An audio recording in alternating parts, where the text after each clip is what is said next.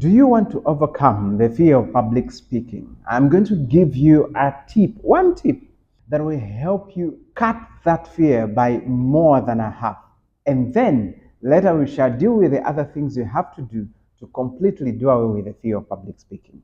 To start with, did you know that the fear of public speaking is called glossophobia? Step number one to overcoming the fear of public speaking is preparation. Of course, I've heard many people say, yes, even if I've prepared, when time comes for me to present, I lose my cool, I am nervous, I am excited, and I can't settle down. That I understand, but sometimes we actually assume that we're sufficiently prepared and we have not. So we're going to go through a few things that you need to do to make sure that you've actually sufficiently prepared. And then after, we shall look at the other steps that you have to follow to completely overcome the fear of public speaking. So like I've said, step number one is preparation. So how do I prepare? Number one, I want you to know your audience. Please research what is the composition of the people you're going to talk to. Are they lawyers? Are they doctors? Are they educated? Are they not educated? Are they hostile? Are they not hostile? What is their level of knowledge? When you get to know your audience, but at the same time you can picture them, it is easy for you to sufficiently and relevantly prepare for that particular audience. So before you even write your presentation or speech, first know who you're going to speak to. Now, the moment you know who you're going to speak to, we go to item number 2, which is know your objective. Now that you're going to speak to these guys, what is your purpose of talking to them? If you're going to speak, let us give an example. If you're an accountant and you're going to speak to fellow accountants and you've been told you deliver a motivational and uninspiring speech, to the accountants, you might be going to talk to them about getting chartered, being patient, the career finally recognizes you. You're going to talk to them about the different places that pay well for an accountant, things they need to do and not do in their career growth. But if you're an accountant and you've been told to speak to another group of people and they're not really accountants, you find yourself, mostly what you're going to tell them is about personal finances and how to manage their accounts. If you're going to speak to CEOs or business owners, then you have to help them with books of accounts. So depending on who you're going to speak to, the topic could be the same, but the details or the angle that you're going to use when you're speaking to them is going to be different. Now that we know our audience, we know the objective. Are we going to convince them or sell to them? Are we going to mobilize them? Why are we speaking to them?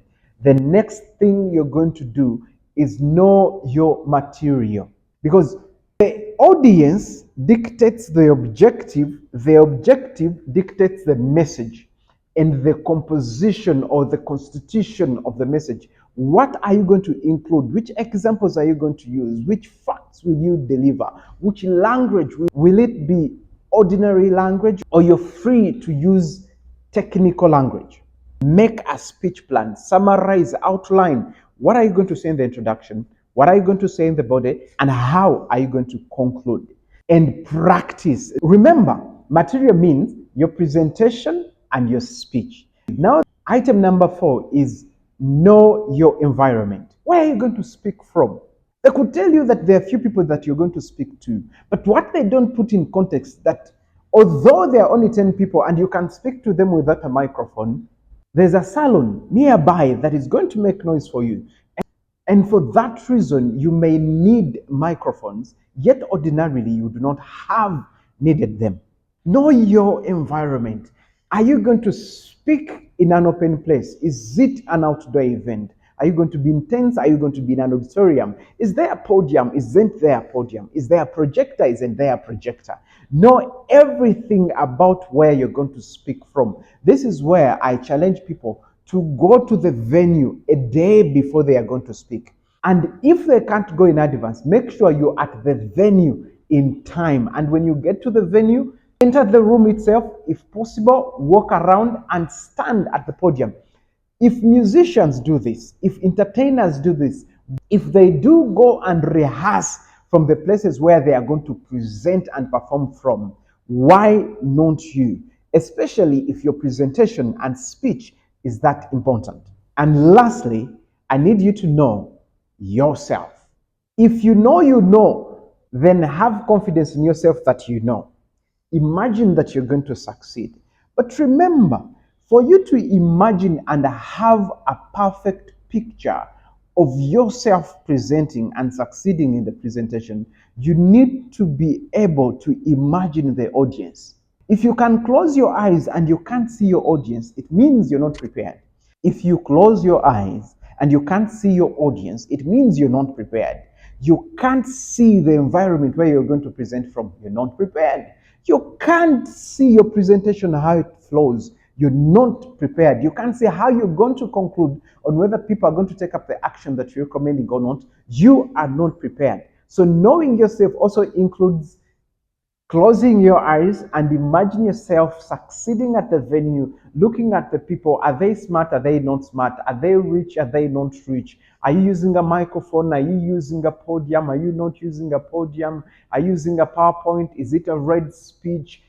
Everything. If you do know those things, then you are ready to present. Now let's go through what I've just told you. There are only a few things that I've told you that you need to do at step number 1, which is preparation for you to overcome the fear of public speaking. Number 1, know your audience. Number 2, know your objective. Number 3, know your material. Number 4, know your environment. And number 5, know yourself. Now we can do after we have prepared to do away with the fear that comes even when we are prepared. Watch the next video. Thank you.